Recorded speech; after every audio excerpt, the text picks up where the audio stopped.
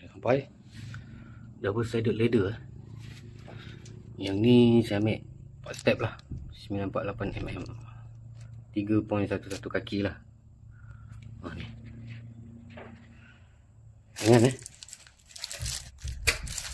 A11 ni baik Saya ada yang lagi satu saya punya, nak dekat 10 tahun dah saya guna, masih elok lagi. Tu saya order lagi, tapi ni yang pendek ni, ringan Okay, kita buka sekejap tengok. Okay, dah buka Ini bengkok ni tak tahu daripada shipping ke daripada kedai macam ni. Kalau kedai memang teruk lah. Shipping kita faham lah, kadang-kadang terjatuh ke, terempak barang ke, ada defect. Tapi okey, saya dah test tadi.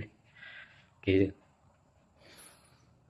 Ada danger pijak atas ni bahaya Sampai sini okey lah. Kalau biasa sini boleh. Kalau saya sini je 48 tinggi. Kaki dia getah tu ada danger lah, nampak ni. Tak boleh duduk atas. Jangan lebih daripada step ni lah. Kalau tak, kita tak balance, kita jatuh. Lock spreader before climbing. Yang ni kena lock dulu. Maksudnya lock dia macam ni lah. Sebelah pun sama. Macam tu. Okay. Ini pun tebal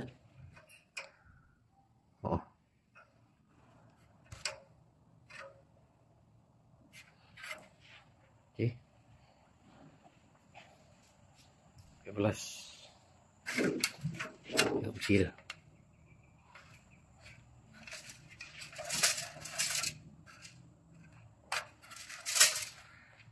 Airframe punya style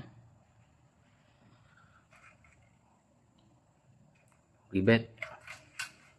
Yang ni dia punya tengah ni ada pakai skru. Tak tahu skru panjang ke atau diikat kat sini. Kita cuba tegakkan. Okay, sini keadaan tegak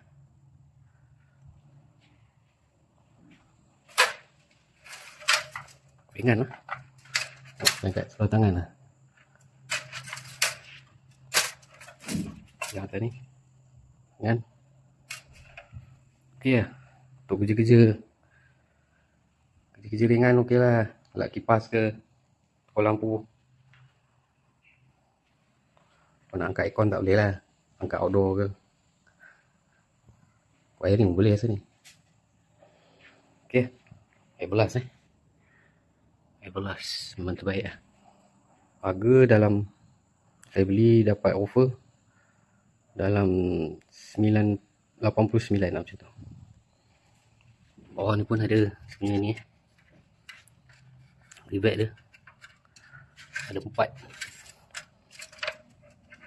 dia rebed. Sebelah pun sama lah.